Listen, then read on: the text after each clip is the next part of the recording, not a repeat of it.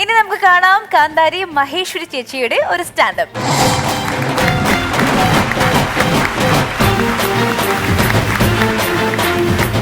നമസ്കാരം, ഞാൻ മഹേശ്വരി സതീശൻ, എറണാകുളം ജില്ലയിലെ തേവക്കിൽ നിന്ന് വരുന്നു.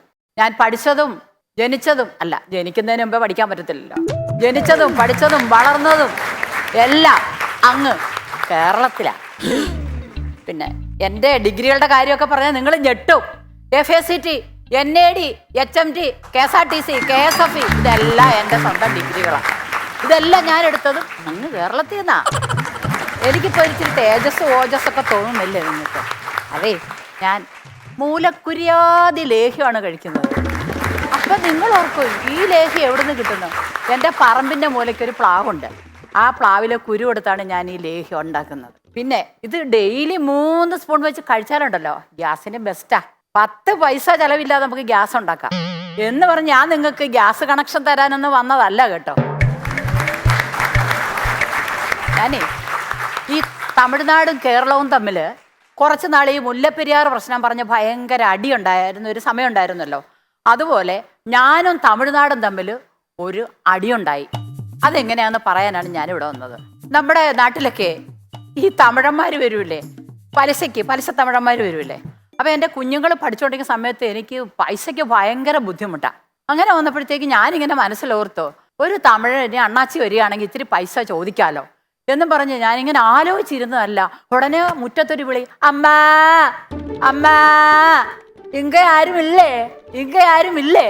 അല്ല പിച്ചക്കാരാന്നും പറഞ്ഞിട്ട് ഒരു 50 പൈസ എടുത്ത് ഞാൻ നിറയത്തി ചെന്നപ്പം ഒരു പ്രായം ചെന്ന ഒരു തമിഴനും ഒരു പ്രായം കുറഞ്ഞൊരു തമിഴനും, ആ അമ്മ കാസ് വല്ലതും വേണോ? കാസ് തരാം. ആ അപ്പം ആ പൊക്കം ആ ചെറിയ അണ്ണ, അപ്പം ഞങ്ങൾ ചിന്നണ്ണനും പെരിയണ്ണനും ഞാൻ അവിടെ അപ്പം തന്നെ പേരിട്ടു. അപ്പം ഈ ചിന്നണ്ണൻ പറഞ്ഞു, ചേച്ചി കല്യാണം കളിച്ചതാണോ? അപ്പം എനിക്ക് സന്തോഷമായി, എന്നെ കണ്ടപ്പോൾ കല്യാണം കഴിച്ചതെന്ന് തോന്നിയില്ലല്ലോ. അപ്പം ഞാൻ പറഞ്ഞു, ആ കഴിച്ചതാ. ചേച്ചിയുടെ കണവനെങ്കെ? അപ്പം ഞാൻ ആ കണവൻ പറഞ്ഞാൽ കാസ് തരാം. ഓ പെട്ടു. എന്താണെന്ന് വെച്ചാൽ വീട്ടിലെ പുള്ളിക്കാരൻ ജോലിക്ക് പോയി വന്നാൽ 1 മാസം കഴിഞ്ഞ് വരത്തുള്ളൂ. എനിക്കാണെങ്കിൽ പൈസ അത്യാവശ്യം. അപ്പം ഞാൻ പറഞ്ഞു, ഒരു കാര്യം ചെയ്യൊന്ന് കറങ്ങിയിട്ടൊക്കെ വാ, അപ്പോഴത്തേക്ക് എൻ്റെ കെട്ടിയവൻ ഇവിടെ ഉണ്ടാവും. അങ്ങനെ അവർ കറങ്ങാൻ പോയി. ഞാൻ എന്ത് ചെയ്തു, എനിക്ക് എങ്ങനെയും പൈസ കിട്ടിയേ മതിയാവും. ഞാൻ റോഡിലേക്ക് പോയി നിന്നു. 1, 2, 3 പേര് ആണുങ്ങൾ വന്നിട്ട് എനിക്ക് അത്ര മാച്ചല്ല. 4ാമത് ഒരാൾ വരുന്നു, ഒരു തറവാടി. അയാൾ വന്നു കഴിഞ്ഞപ്പോൾ ഞാൻ ചോദിച്ചു, ചേട്ടാ ഒന്ന് നിൽക്കണേ. എന്താ വെച്ച്? അതെ, കുറച്ച് നേരത്തേക്ക് എൻ്റെ ഭർത്താവാകാൻ പറ്റുമോ? പുള്ളിക്കാരൻ എന്നെ അടിമുടിയെന്ന് നോക്കുക. ഇതെന്താ ചങ്ങലക്കിട്ടോ അല്ല ചങ്ങലയെ പൊട്ടിച്ചിട്ട് വന്ന വല്ല പ്രാന്തിയാണോ? നോക്കി ഞാൻ കാര്യങ്ങളൊക്കെ പറഞ്ഞു. ചേട്ടാ ഇങ്ങനെ മാതിരിയാ കാര്യം. ഉടനെ അയാൾ പറഞ്ഞു, ശരി ഞാൻ സമ്മതം. അങ്ങനെ റോഡിൽ വെച്ച് ആർഭാടവും കൊട്ടും കൊരവയൊന്നും ഇല്ലാതെ എൻ്റെ 2ാം കെട്ട് കഴിഞ്ഞു. അങ്ങനെ ഞാൻ ഈ എൻ്റെ ഡ്യൂപ്ലിക്കേറ്റ് ഭർത്താവായിട്ട് ഞാൻ എൻ്റെ വീട്ടിലേക്ക് നടന്നു വരുമ്പോണ്ടല്ലോ, ഈ പുള്ളിക്കാരൻ എന്നെ ഒന്ന് മുട്ടാനും ഒന്ന് ഉരുമാനും ഭയങ്കര ഒരു മോഹം. ഞാൻ പറഞ്ഞു, ആളത്ര വെടിപ്പല്ലല്ല. നമ്മുടെ ചാന്തുകൂട്ടിലെ ദിലീപ് പറയുന്ന പോലെ ആളത്ര വെടിപ്പല്ലല്ലെന്നേ മനസ്സുകൊണ്ട് പറഞ്ഞു. അത് കഴിഞ്ഞ് ഞാൻ പറഞ്ഞു, പിന്നെ ഇയാളിങ്ങനെ ഞാനിങ്ങനെ പോകുമ്പോൾ അയാൾ എൻ്റെ അടുത്തേക്ക് വരിക. അപ്പം ഞാൻ പറഞ്ഞു, ചേട്ടോ അംഗം കണ്ടാ മതി, താടി ഒടിക്കല്ലേ. പുള്ളിക്കാരൻ വീട്ടിൽ വന്ന് ഷർട്ട് അങ്ങോട്ട് ഊരി ഞങ്ങളുടെ കസേരയിലേക്ക് അങ്ങോട്ട് മലന്നിരുന്ന് കഴിഞ്ഞപ്പോൾ ഉണ്ടല്ലോ, എൻ്റെ ഭർത്താവ് അല്ലെന്ന് ആരും പറയത്തില്ല. അപ്പം ഇയാൾ പറയാം, ഒരു കട്ടൻ തരുമോ? അപ്പം ഞാൻ പറഞ്ഞു, അയ്യോ ഇയാൾക്ക് കട്ടൻ മുട്ടിയിരിക്കുക. പിന്നെ ഇയാൾ സദ്യ ചോദിക്കാഞ്ഞ എൻ്റെ ഭാഗ്യം, കല്യാണം കഴിഞ്ഞല്ലേ. അങ്ങനെ തമിഴന്മാർ വന്നോ കണവൻ വന്നോ? ഞാൻ പറഞ്ഞു, കണവൻ വന്നു. ഉടനെ ഇയാൾ പറയാം, ഇതെൻ്റെ ഭാര്യയാണോ? കാശ് ഇഷ്ടം പോലെ കൊടുത്തോ? ഞാൻ ഏറ്റു. അങ്ങനെ അയാളങ്ങ് പോയി കഴിഞ്ഞപ്പോൾ ഞാൻ തമിഴൻ ചോദിച്ചു, എത്ര കാശ് വേണം? അത് ഞാൻ പറഞ്ഞു, എനിക്കൊരു 10,000 രൂപ തരണം. അയ്യോ അത് തരത്തില്ല, 5,000 രൂപ തരാം. ഉടനെ 5,000 രൂപ തന്നു കഴിഞ്ഞപ്പോൾ ഒരു കാർഡ് അവർ എഴുതി ഒപ്പിട്ട് തന്നു. കേരളവും തമിഴ്നാടും തമ്മിലുള്ള വായ്പാ കരാറിൽ ഒപ്പിട്ടൊരു താമ്രപത്രം എൻ്റെ കയ്യിലേക്ക് വന്നു. ഇനിയാണ് കളി. ആദ്യത്തെ പ്രാവശ്യം നല്ല കറക്റ്റായിട്ട് വിടുക കേട്ടോ, നല്ല മര്യാദക്കാരാ. അണ്ണവനെ ദൂരേന്ന് കാണുമ്പോൾ തന്നെ ഇവിടെ കാർഡും കാശും എടുത്തങ്ങ് വെച്ചിട്ടിങ്ങനെ ഇരിക്കും, നല്ല മര്യാദയാ. എഴുതി. പിറ്റേ ആഴ്ചയാ വന്നപ്പോൾ ഉണ്ടല്ലോ, ഈ ചൊവ്വാഴ്ച ദിവസം എന്ന് പറഞ്ഞാൽ പെട്ടെന്ന് പറയും, മറന്നുപോകും. പിറ്റേ ആഴ്ച വന്നപ്പോഴത്തേക്ക് എനിക്ക് കൊടുക്കാൻ കാശില്ല. ഞാൻ എന്ത് ചെയ്തു, മുൻവശത്തെ കഥ കടച്ചിട്ട് എന്നാൽ ഇച്ചിരി കറിക്ക് അരിയാന്നും പറഞ്ഞുകൊണ്ട് ഞാൻ അടുക്കളയിലേക്ക് ഇരുന്ന് തക്കാളി എടുത്ത് ഇങ്ങനെ അരിഞ്ഞോണ്ട്. അപ്പം മഹേശ്വറിയെ കാസിട് കാസിട് എന്തും പറയട്ടെ. ഇയാൾ വിളിച്ച് അടുക്കള ഭാഗത്ത് വന്നപ്പോ ഞാൻ ഈ തക്കാളി അരിഞ്ഞോണ്ടിരിക്കാം. ഇയാൾ പറയണേ, തക്കാളിയെ അരിഞ്ച് അള്ളി അള്ളി ശാപ്പിടും. കാശ കേൾക്കുമ്പോ അടുത്ത ആഴ്ച വാ, ഈ ആഴ്ചയില്ല, അടുത്ത ആഴ്ച വാ, ഈ ആഴ്ചയില്ല. ഞാണം ഉണ്ടാ എന്ന് പറയുമ്പോ ഞാൻ ഒരൊറ്റ ചിരി പറയാം, ഓ മൂഞ്ചയെ പാത്താലും പോരും എന്നും പറഞ്ഞ് വളവള എന്തോ പറഞ്ഞിട്ട് ഇയാൾ അങ്ങോട്ട് പോയി. അത് കഴിഞ്ഞ് പിറ്റേ പ്രാവശ്യവും ഞാൻ കൊടുത്തു. നിങ്ങളോർക്കും ഞാൻ കൊടുക്കാത്ത ആളാണെന്ന്. പിറ്റേ ആഴ്ച ഞാൻ കൊടുത്തു കേട്ടോ. അത് കഴിഞ്ഞ ആഴ്ചയിൽ ഞാൻ ഈ ചൊവ്വാഴ്ച വന്ന് അങ്ങ് മറന്നുപോയി. നോക്കിയപ്പോൾ എന്ത് ചെയ്യും, അയാളാണെങ്കിൽ റോഡിൽ വന്നിട്ടുണ്ട്.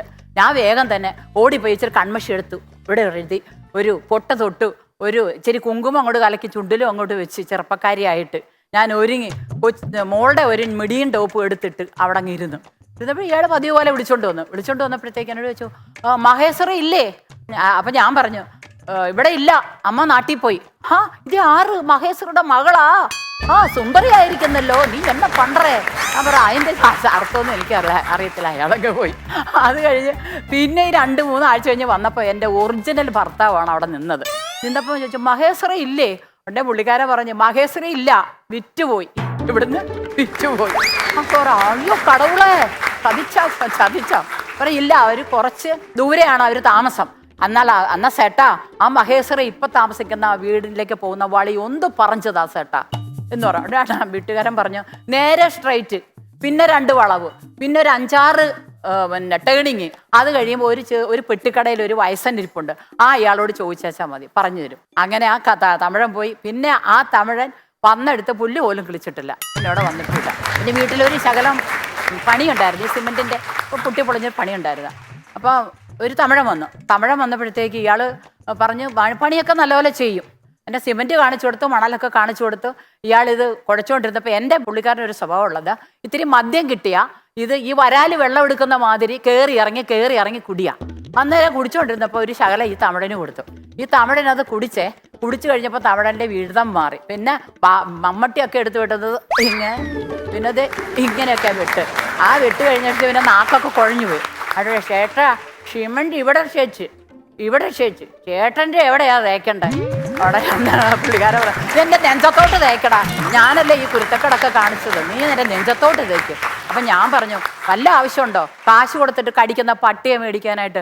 ആ ചേച്ചി എന്നെ പട്ടി എന്ന് പറഞ്ഞില്ലേ ചേട്ടാ, ചേട്ടൻ്റെ സംസാരം ശരിയല്ല.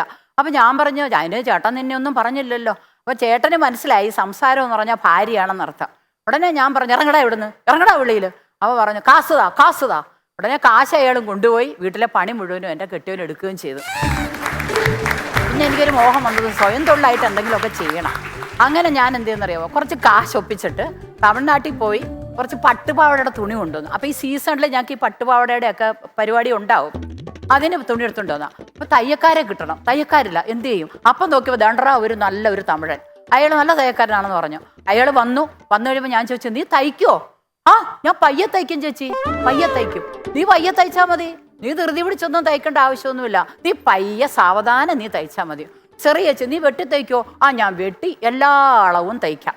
ഓ ശരി എന്ന് പറഞ്ഞാൽ ഞാൻ പുറത്ത് പോയി വന്നപ്പം ഇത് തയ്ച്ച സാധനങ്ങളെല്ലാം മൂല കൂട്ടിയിട്ടുണ്ട്. പച്ച കളറുണ്ട്, ചുവപ്പ് കളറുണ്ട്, നീലയുണ്ട്, മഞ്ഞയുണ്ട്, എല്ലാം ഉണ്ട്. സന്തോഷമായി, അവനെല്ലാം ചെയ്തല്ലോ. ഞാനും കൂടെ നോക്കുമ്പോൾ ഉണ്ടല്ലോ ഈ സാധനങ്ങൾ ഓരോ നിർത്തപ്പോൾ എൻ്റെ സഞ്ചി എല്ലാം വലിയ സഞ്ചികൾ, വലുതും ചെറുതായിട്ടുള്ള സഞ്ചികൾ. അപ്പം ഞാൻ ചോദിച്ചു, നീ എന്ത് പണിയായി കാണിച്ചു? നീ എന്നെ കൊല്ല് ചോദിച്ചു. ഞാൻ പറഞ്ഞില്ലേ ചേച്ചിയോട് പയ്യെ തയ്ക്കുള്ളൂന്ന് പറഞ്ഞു വന്നപ്പോൾ എന്നാ തമിഴിൽ പൈ എന്ന് പറഞ്ഞ സഞ്ചി എന്നർത്ഥം. എനിക്കറിയാൻ പാടില്ല, പൈ എന്ന് തമിഴിൽ പറഞ്ഞാൽ മലയാളത്തിൽ സഞ്ചി എന്നർത്ഥം എനിക്കറിയാൻ പാടില്ല. ഞാൻ പിന്നെ വിചാരിച്ചു എന്ത് ചെയ്യും. തമിഴൻ പറഞ്ഞു, ചേച്ചിക്ക് തമിഴ് അറിയാത്തത് എൻ്റെ കുഴപ്പമൊന്നും അല്ല. ഞാൻ പറഞ്ഞില്ലേ പയ്യെ തയ്ക്കുള്ളൂന്ന്, ഞാൻ കറക്റ്റ് പറഞ്ഞു. പിന്നെ എന്ത് ചെയ്യാനാ, ഞാനെന്ത് ചെയ്യും? അപ്പം ഞാൻ പറഞ്ഞു, ഒന്നുമല്ലടാ, ഇതെല്ലാം എൻ്റെ കുഴപ്പം തന്നെ, തമിഴ് അറിയാത്തതിൻ്റെ പേരിൽ എൻ്റെ ലൈഫ് പോയെന്ന് തന്നെ ഞാൻ വിചാരിച്ചു. നമസ്കാരം.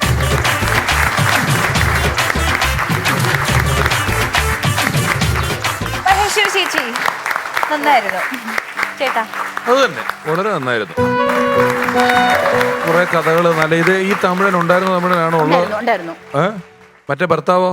ഭർത്താവ് അയാൾ ആ വഴി കയറി കാശ് കിട്ടിക്കഴിഞ്ഞാൽ പിന്നെ എനിക്ക് നോക്കട്ടെ. നടന്ന സംഭവമാണോ അതൊക്കെ? ഇല്ല, ഈ ചിന്നണ്ണനും പെരിയണ്ണനും ഉണ്ടായിരുന്ന ആളാ. ഇയാള് വരുമ്പോ ഉണ്ടല്ലോ ഞങ്ങളുടെ വീടുകളെല്ലാരും അടച്ചിട്ട് വരുമ്പോ അവിടെ ഒരു ചീവീടിന്റെ സ്വര, ചീ ഗീ എന്ന മനുഷ്യരില്ല. എല്ലാം അടച്ചിരിക്കുക. അയാൾ പോയി കഴിയുമ്പോൾ ഈ ആമ വെളിയിലേക്ക് തലയിടുന്നവരെ എല്ലാവരും പോയെന്ന് അറിയുമ്പോൾ എല്ലാവരും പുറത്ത് വരും. എത്ര രൂപ മേടിച്ചു ചിന്നന്റെ ചിന്നന്റെ പേരില് അന്ന് 5000 ഒന്നും കിട്ടത്തില്ലല്ലോ, അന്ന് 1000-500 രൂപയെ കിട്ടിയുള്ളൂ. അത് നിസ്സാരം പൈസ കൊടുത്താൽ മതി, ഒരു 75 ഒക്കെ കൊടുത്താൽ മതി. അന്ന് ഇല്ലല്ലോ, അന്ന് പൈസ, അന്ന് ബുദ്ധിമുട്ടുള്ള കാലമല്ലേ. ബുദ്ധിമുട്ട് ഞങ്ങൾക്ക് ഇന്നുണ്ട്. പക്ഷെ ചൊവ്വാഴ്ച അണ്ണാശി എന്ന് പറയുന്ന ആളെ ഇപ്പൊ പൊതുവെ കുറവാന്ന് തോന്നുന്നു. മറ്റേത് മാർക്കറ്റിൽ രാവിലെ കൊടുത്ത് വൈകുന്നേരം തിരിച്ചു മേടിക്കുന്നൊക്കെ അല്ലാതെ വീടാന്തരം വന്ന് കൊടുപ്പ് അണ്ണാശി പറഞ്ഞ പിടി വിട്ടുപോയി. എല്ലാം കൂടെ 120 കോടി എങ്ങാണ്ട് കേരളത്തിൽ നിന്ന് പിരിഞ്ഞു കിട്ടാറുണ്ട് ഇവരുടെ 500 കൊടുത്തത്. അത്ര ഉണ്ടായിരുന്നു ഒരു എന്റെ കുട്ടിക്കാലത്തൊക്കെ ഓർമ്മയുണ്ട്. വരുന്ന ആൾക്കാർ പരിച്ചുകൊണ്ട് ജീവിക്കുന്നവര് നല്ല രസമുള്ള ഒരു പറച്ചിലായിരുന്നു. ആ ഭർത്താവിനെ കണ്ടെത്തിയ കഥയും അയാളുടെ ഒരു വരവും അയാളുടെ ഷർട്ട് അഴിച്ച ഉമ്മർത്തിരുന്നൊക്കെ ഞങ്ങൾക്ക് കാണാൻ പറ്റി. അത്ര നല്ല രസമുള്ള ഒരു കഥാകഥനം, നല്ല പറച്ചിലായിരുന്നു. കഥ രസമുള്ളതായിരുന്നു. ആ ഒരു കഥ പോക്കറ്റിന്റെ ഒരു കഥ, മൊത്തത്തിൽ 2-3 കഥകളാണുള്ളത്. അതിന്റെ ഇടയിൽ ഇച്ചിരി നർമ്മക്കുറവ് അങ്ങിങ്ങായിട്ടൊക്കെ തോന്നി. പക്ഷെ നല്ല കോൺഫിഡന്റ് ആയിട്ട് നല്ല രസമായിട്ട് നിങ്ങൾ വേണേ കേട്ടോ, ഞാൻ ഇങ്ങനെയൊക്കെ പറയുള്ളൂ എന്നുള്ള പോലെ അങ്ങ് പറയാണ്. നല്ല രസമുണ്ടായിരുന്നു, സൂപ്പറായി കേട്ടോ. ചേച്ചി ഏറ്റവും വലിയ ക്വാളിറ്റി എന്ന് പറയുന്നത് ഇപ്പൊ ഡയാന ചോദിച്ചില്ലേ, ചേച്ചി നടന്ന സംഭവമാണെന്ന് ചോദിച്ചില്ലേ. ചേച്ചി നടന്ന സംഭവം പോലെയാണ് നമ്മളോട് പറഞ്ഞത്. പിന്നെ ഇതൊരു പ്ലാറ്റ്ഫോമാണ്, ഒരു കോമ്പറ്റീഷൻ പ്ലാറ്റ്ഫോം എന്നൊക്കെ മറന്നിട്ട് ചേച്ചി നമ്മളോട് കുറെ നേരം ഒന്ന് വർത്താനം പറഞ്ഞു. അത് ഈ പറഞ്ഞ പോലെ നടന്നൊരു ഫീൽ കിട്ടിയെന്നുള്ളതാണ്. എല്ലാം നന്നായിരുന്നു കേട്ടോ, എല്ലാം കൗണ്ടറൊക്കെ ആണെങ്കിലും നന്നായിരുന്നു. പിന്നെ എന്ന് പറയുന്ന ഒരു പേടിയില്ല, ടെൻഷൻ ഇല്ലാതെ വളരെ രസകരമായിട്ട് നമ്മുടെ ദൗത്യം നിറവേറ്റിയെന്നുള്ളതാണ്. ഓൾ ദ സ്റ്റേജ് അടിപൊളി. സെക്ഷൻ 375 ആൾമാറാട്ടം, സെക്ഷൻ 493 IPC വഞ്ചന, പറ്റിക്കൽ, അങ്ങനെയുള്ള പരിപാടി. ഇത് തമിഴനായാലും തമിഴ്നാടായിട്ടുള്ള ബന്ധമായാലും കേസ് തന്നെയാണ്. പണ്ടത്തെ കേസ് ഇവിടെ വ്യക്തമായിട്ട് നിങ്ങൾ പറഞ്ഞതിന് തെളിവുണ്ട്. അപ്പൊ അതുകൊണ്ട് പേരിൽ കേസ് എടുക്കാതിരിക്കാൻ പറ്റില്ല. കേരള പോലീസിന് അന്വേഷിക്കാൻ പറ്റും. കേരള പോലീസ് ഇവര് കേരളത്തിലല്ലേ താമസിക്കുന്നത്, അപ്പൊ എനിക്ക് കേരള പോലീസിന് അന്വേഷിക്കാലോ. ഇവിടെ എടുക്കാം. ആൾമാറാട്ടമാണ്, ആൾമാറാട്ടം. സ്വന്തം ഭർത്താവിനെയാണ് ആൾമാറാട്ടം നടത്തിയിരിക്കുന്നത്. കരക്കാരാണെങ്കിൽ നമുക്ക് സഹിക്കാമായിരുന്നു, സ്വന്തം ഭർത്താവിനെ. എന്നിട്ട് ഒരു ഉളുപ്പും ഇല്ലാതെ വന്നിരുന്ന് പറയുന്നു സ്വന്തം ഭർത്താവിനെ ആൾമാറാട്ടം നടത്തി. തമിഴിനെ പറ്റിച്ച് പൈസ പറ്റിച്ച് ഞാൻ പൈസ മേടിച്ചു. എന്ത് അഭിമാനത്തിലാ പറയുന്നത്. എന്നിട്ട് ആ കഥ ഇവിടെ കൊണ്ടെന്ന് പറഞ്ഞ് നമ്മളെ പറ്റിച്ച് ഇനിയും പൈസ മേടിക്കുക. ഇതാരും അറിയത്തില്ല എന്ന് പറഞ്ഞാൽ പറഞ്ഞത് ഇവിടെ. ഇതാരും അറിയത്തില്ല. ഈ 13 ക്യാമറയും വെച്ചിട്ട് അതിന്റെ മുമ്പിൽ നിന്ന് പറയുന്നു, ഓർക്കണം. ഇത് വലിയ കേസാണ്, വിചാരിക്കുന്ന കാര്യത്തെ കേസല്ലത്. ഒരു പോലീസ് ഉദ്യോഗസ്ഥന്റെ മുമ്പിൽ വെച്ചാ പറഞ്ഞിരിക്കുന്നത്. അപ്പൊ എനിക്ക് കേസെടുക്കാതിരിക്കാൻ പറ്റില്ല, സ്റ്റേഷനിലേക്ക് വരേണ്ടി വരും. പക്ഷെ നമ്മുടെ ഒരു വേണ്ടപ്പെട്ട മത്സരാർത്ഥിയാണ് സാർ, കേസൊന്നും എടുക്കരുത്. ഈ റെക്കമെൻഡേഷൻ ഞാൻ എടുക്കില്ല കേട്ടോ. നിങ്ങൾ ഇവിടുത്തെ ആങ്കർ അല്ലേ, ഈ ആങ്കർ പറഞ്ഞു കഴിഞ്ഞാലൊന്നും അതിന്റെ പേരിൽ കേസ് മാറ്റേണ്ട ആവശ്യം എനിക്കില്ല. പിന്നെ പിഷാരടി പറഞ്ഞാൽ ഞാൻ മൈൻഡ് ചെയ്യില്ല. അപ്പം എന്തായാലും ഞാൻ പറഞ്ഞ കാര്യങ്ങളൊക്കെ ഓർമ്മയിൽ വെക്കണം. ഇനി ഇതുപോലത്തെ അബദ്ധങ്ങൾ കാണിക്കരുത്. പക്ഷെ പറഞ്ഞതിൽ തമാശ ഉണ്ടായതുകൊണ്ട് ഞാൻ തൽക്കാലം കേസെടുക്കുന്നില്ല. മഹേശ്വരി ചേച്ചി, അപ്പോൾ ഒരിക്കൽ കൂടി നന്നായിരുന്നു, അടിപൊളിയായിരുന്നു. മാർക്സും കുറച്ച് കഴിഞ്ഞ് അറിയാം. അങ്ങനെ മനീഷ് മണി, മഹേശ്വരി രണ്ടുപേരുടെയും പെർഫോമൻസിൽ അടിപൊളിയായിരുന്നു. രണ്ടുപേരും നന്നായിട്ട് പാടുന്നവരായിരുന്നു. ഇനി നിങ്ങൾക്ക് അറിയേണ്ടത് മാർക്സ് ആണ്. രമേശ് ചേട്ടാ. മഹേശ്വരി ചേച്ചി 50-ൽ 46. ചേച്ചി 50-ൽ 46. വീണ്ടും 46. That makes 92 out of 100. Super. Manish. Manish ഞാൻ 50-ൽ 49. ഞാൻ 50-ൽ 48.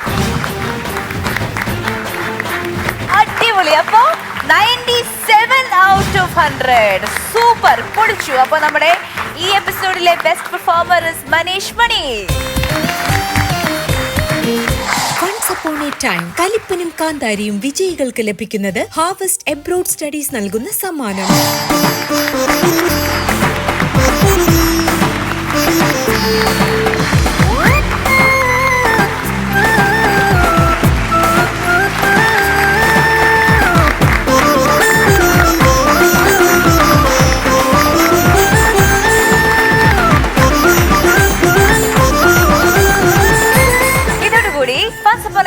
കലിപ്പനും കാന്താരിയും കംപ്ലീറ്റ് ആവുകയാണ്. വീണ്ടും കാണാം. അതുവരേക്കും നന്ദി, നമസ്കാരം.